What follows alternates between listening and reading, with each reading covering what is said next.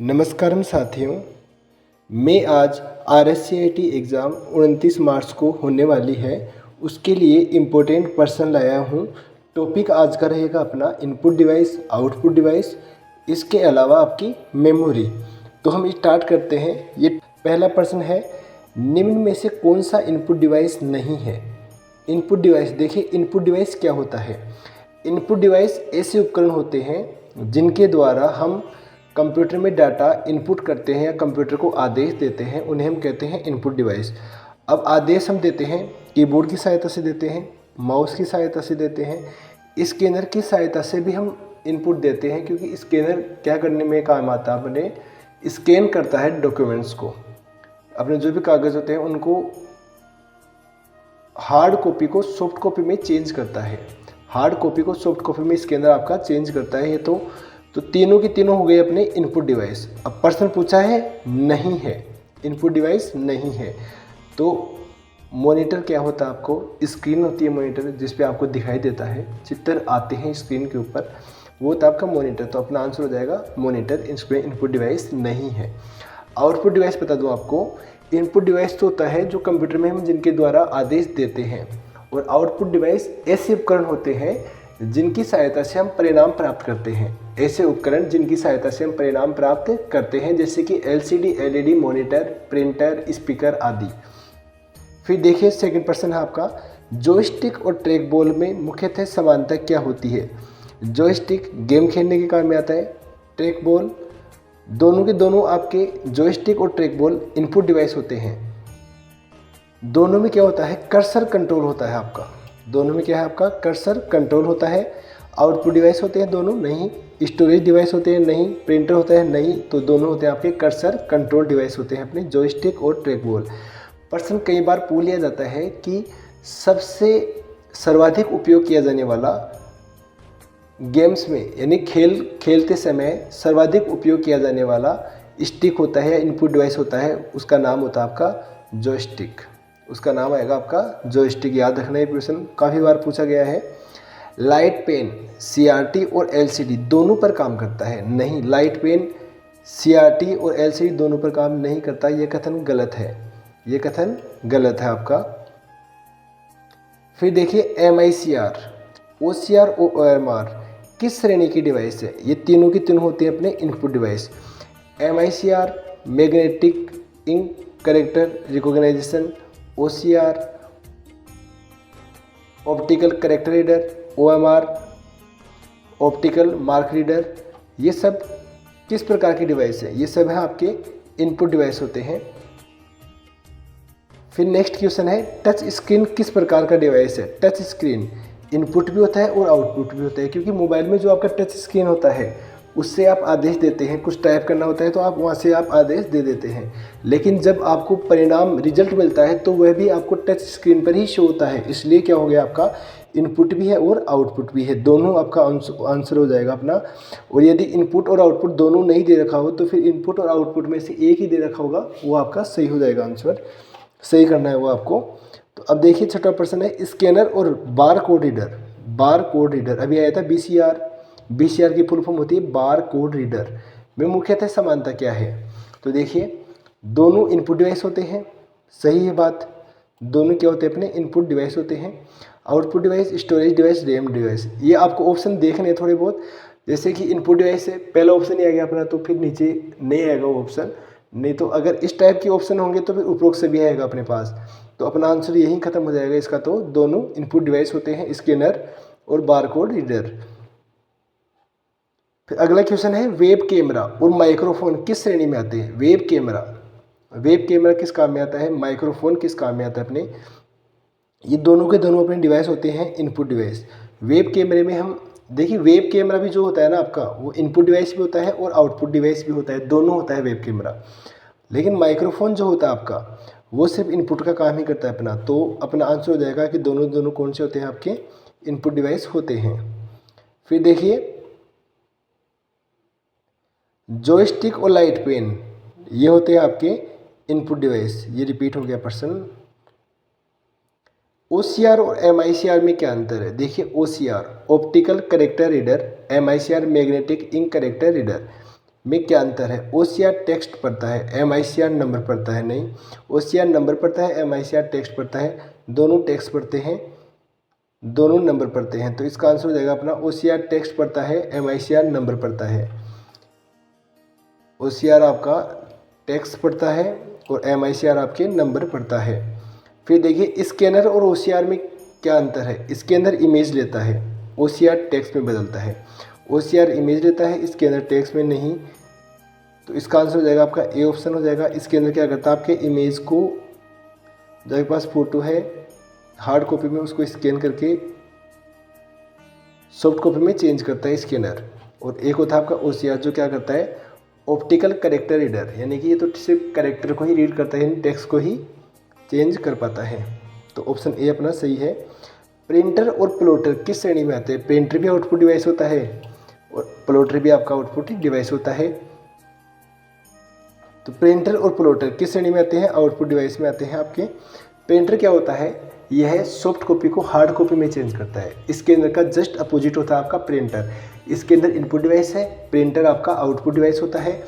Printer होता है वह सॉफ्ट कॉपी को हार्ड कॉपी में चेंज करता है, और स्कैनर जो होता है वो आपका हार्ड कॉपी को सॉफ्ट कॉपी में चेंज करता है स्कैनर। तो ये हो गए दोनों के दोनों आपके आउटपुट डिवाइस। अगला प्रश्न है प्रश्न संख्या 12। लेजर प्रिंटर और इंकजेट प्रिंटर में मुख्य अंतर क्या होता है? तो देखिए लेजर प्रिंटर तो होता है आपका ब्लैक एंड वाइट होता है। इंकजेट जो प्रिंटर होता है वह रंगीन प्रिंटर होता है आपका। ये ब्लैक एंड वाइट होता है लेजर प्रिंटर, इंकजेट होता है आपका रंगीन प्रिंटर। तो देखिए लेजर तेज है, इंकजेट हाई DPI देती है। सही है बात, लेजर तेज होता है, ये छपाई तेज करता है। आपने देखा होगा ये मित्र की दुकान पे या कोई भी साधारण दुकान होती है उस पर लेज़र प्रिंटर होता है जो आपको प्रिंट आउट निकाल के देने में काम में आता है, वह लेज़र प्रिंटर होता है। और जो इंकजेट प्रिंटर होता है जिससे कि आपको फ़ोटो बनानी होती है, अपनी इमेज बनानी होती है, तो उसमें यूज़ होता है आपका इंकजेट प्रिंटर। तो इसकी DPI बोलते हैं अपन डॉट पर इंच। DPI की फुल फॉर्म पूछ सकता है आपसे, DPI की फुल फॉर्म डॉट्स पर इंच, याद रखना आपको। इंकजेट तेज होता है, नहीं इंकजेट तेज नहीं होता, इंकजेट तो धीरे काम करता है। तो अपना आंसर हो जाएगा इसमें ए ऑप्शन सही है अपना। फिर देखिए प्रश्न संख्या 13 है। स्पीकर्स और हेडफोन किस श्रेणी में आते हैं? स्पीकर आपका आउटपुट होता है, आपको आवाज़ सुनाई देती है स्पीकर के माध्यम से, आवाज़ आप तक पहुंचती है स्पीकर के माध्यम से। और हेडफोन में भी आपके पास आवाज़ आती है, तो दोनों के दोनों हो गए आपके आउटपुट डिवाइस। फिर देखिए मॉनिटर और LCD LED डिस्प्ले जो होती है वो आउटपुट डिवाइस है। सही है बात, लेकिन अलग क्यों दिखते हैं? मॉनिटर में तो देखो CRT होता है, बाकी इनमें CRT नहीं होता। मॉनिटर डिस्प्ले करता है, प्रिंटर परमानेंट आउटपुट देता है। नहीं, दोनों परमानेंट आउटपुट देते हैं। Monitor permanent, printer temporary. Monitor input device है। इसका आंसर हो जाएगा आपका मॉनिटर और LCD LED display output device है, लेकिन अलग क्यों दिखते हैं? इसका आंसर होगा आपके CRT नहीं होता इसमें। मॉनिटर में तो CRT होता है, LCD LED में CRT नहीं होता। कैथोड रे ट्यूब मॉनिटर में होती है और इनमें नहीं होती है। ये इसका आंसर हो जाएगा। ये ऑप्शन में शायद मिस्टेक हो गया यहाँ पे। मॉनिटर डिस्प्ले करता है, सही है बात। LCD यहाँ पे प्रिंटर की जगह आपका ऑप्शन होगा यहाँ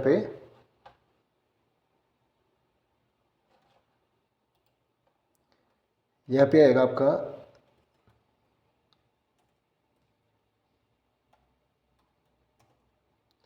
LCD। यहाँ पे हो जाएगा आपका LCD हो जाएगा आपका।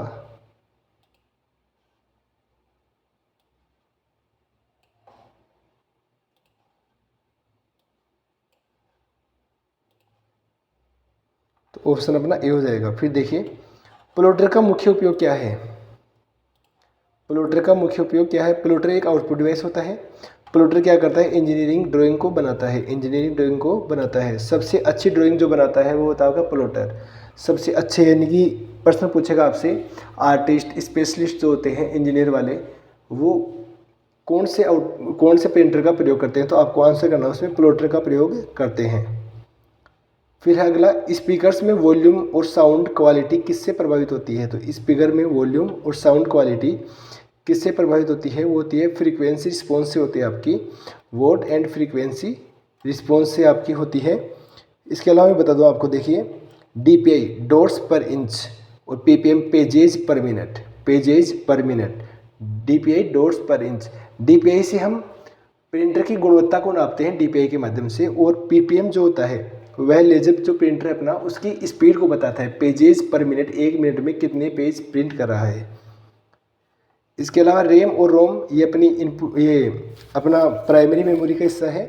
रैम और रोम रैंडम एक्सेस मेमोरी और रीड ओनली मेमोरी। देखिए इसमें रीड ओनली मेमोरी यानी कि रीड ओनली, इसको आप रीड कर सकते हैं, इसमें आप कुछ लिख नहीं सकते। तो रीड ओनली मेमोरी होगी तो ये हो गई आपकी स्थायी मेमोरी।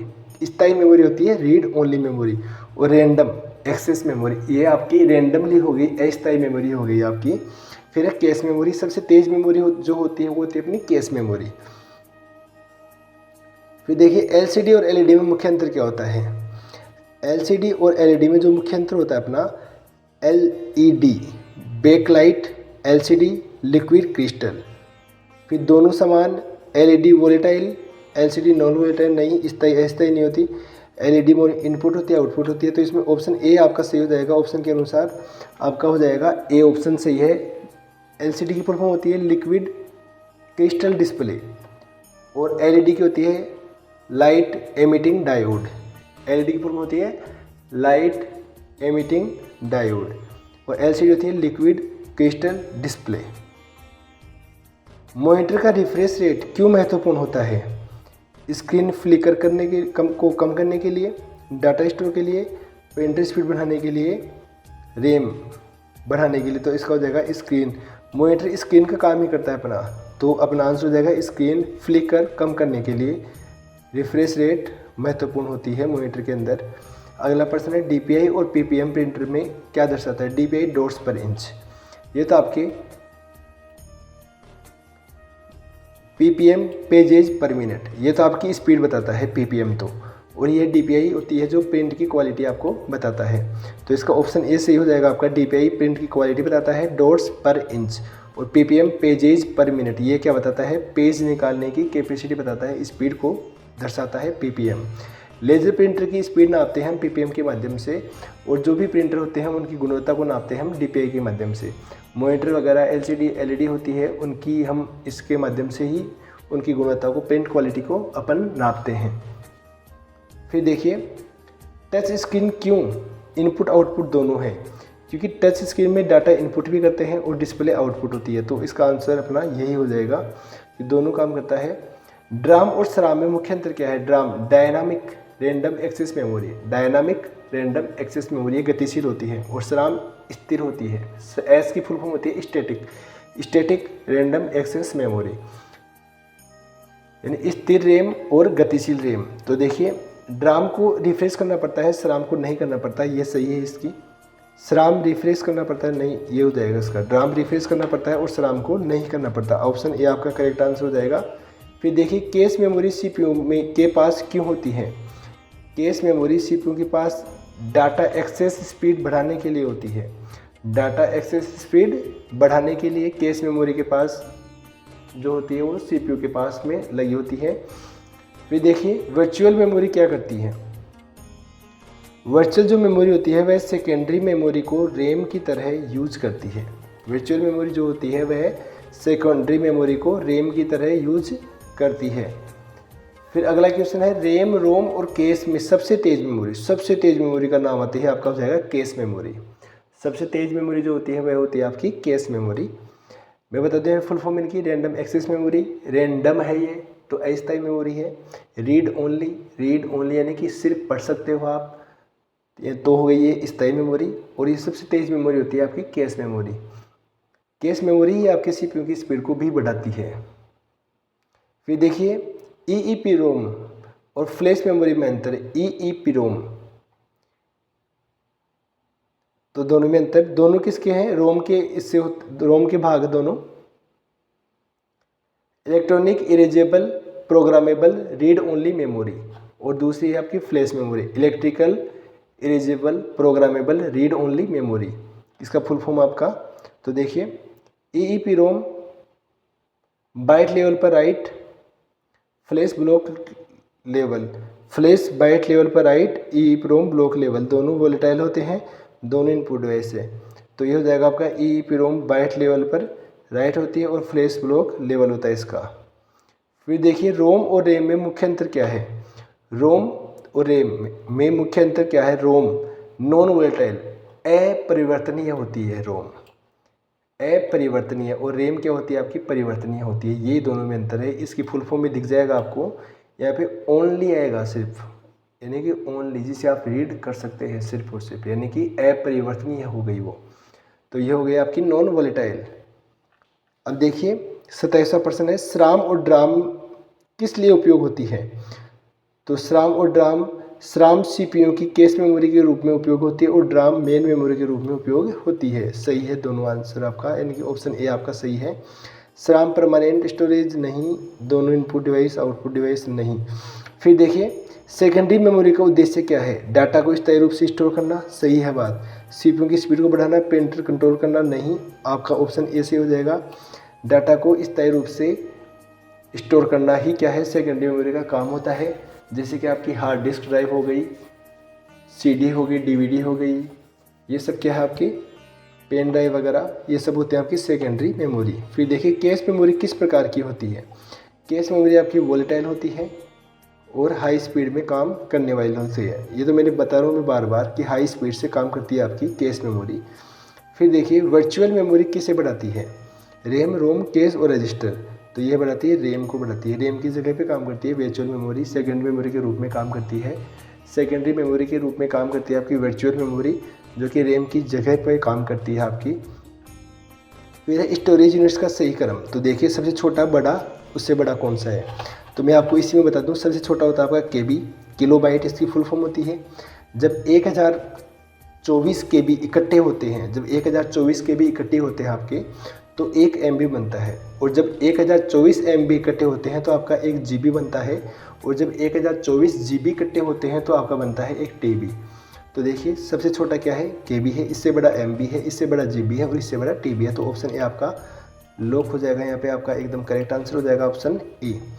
फिर देखिए 1 KB बराबर क्या होते हैं, 1024 बाइट्स होते हैं। देखिए यहाँ पे जब भी आपके कुछ आए कैलकुलेशन करवाए आपसे, तो 1024 लेके चलना अपन को, ना कि 1000 लेके चलना है। याद रखने के बाद 1024 बाइट्स बराबर क्या होता है आपका 1 KB होता है। फिर 1024 KB बराबर क्या हो जाएगा आपका 1 MB हो जाएगा। फिर 1024 MB बराबर क्या हो जाएगा आपका 1 GB हो जाएगा। और 1024 GB बराबर क्या हो जाएगा आपका 1 TB हो जाएगा, टेराबाइट हो जाएगा। तो फिर अब 1 MB क्या हो जाएगा आपका 1024 KB हो जाएगा। 1 GB क्या हो जाएगा आपका 1024 MB हो जाएगा आपका। और 1 TB क्या हो जाएगा 1024 GB हो जाएगा। याद रखेंगे शायद 5% आपको। फिर देखिए अगर SSD में 2 TB स्टोरेज है तो कितने GB होंगे। 2 TB स्टोरेज है तो GB में कन्वर्ट करना आपको, तो 1024 और 1024 हो जाएगा आपका 2048 GB। पूछा है 2 TB में कितने GB होते हैं, सीधी सी बात ये है 2 TB में कितने GB होते हैं। तो 2 TB में 2 यानी कि 1024 GB बराबर होता है आपका 1 TB। तो उसको अपन 2 से मल्टीप्लाई कर देंगे, उसका डबल कर देंगे तो 2 TB का हो जाएगा अपना। तो आंसर हो जाएगा आपका 2048 GB हो जाएगा। इसमें 2 गुना किया है इसमें तो 2 का करेंगे अपन। फिर है फ्लैश मेमोरी में डेटा कहाँ स्टोर होता है। फ्लैश मेमोरी में डेटा आपका नॉन वोलेटाइल मेमोरी सेल्स में उपलब्ध होता है, इकट्ठा होता है। फिर है ऑप्टिकल स्टोरेज का मुख्य फ़ायदा क्या है। ऑप्टिकल स्टोरेज क्या काम में आता है, अपना डाटा को परमानेंट करता है और पोर्टेबल बनाता है। फिर है मैग्नेटिक स्टोरेज और ऑप्टिकल स्टोरेज में क्या अंतर है। मैग्नेटिक और ऑप्टिकल में देखिए, मैग्नेटिक फील्ड में होती है और ऑप्टिकल लाइट में होती है। ऑप्टिकल जो होती है वो आपकी लाइट में होती है और मैग्नेटिक फील्ड में होती है। जबकि दोनों में एक समानता ये भी है कि समानता की बात करें दोनों में, तो दोनों का आकार थालीनुमा आकार होता है, थाली के जैसे। और दोनों अपनी सेकेंडरी मेमोरी होती है। फिर देखिए पेन ड्राइव किस प्रकार की स्टोरेज है। Flash, magnetic, optical, RAM. तो ये हो जाएगा आपकी फ्लैश। ये फ्लैश मेमोरी का हिस्सा है। Pen drive, SSD card, memory card, ये सब होते हैं आपके फ्लैश मेमोरी में आते हैं। सेकेंडरी मेमोरी का रूप है ये आपका। अगर अपन ने 40% देखे हैं, ये 40% आपके मेमोरी से संबंधित और इनपुट आउटपुट डिवाइस से संबंधित है। इन प्रश्नों को आपको अच्छे से देखना है, समझना है। धन्यवाद।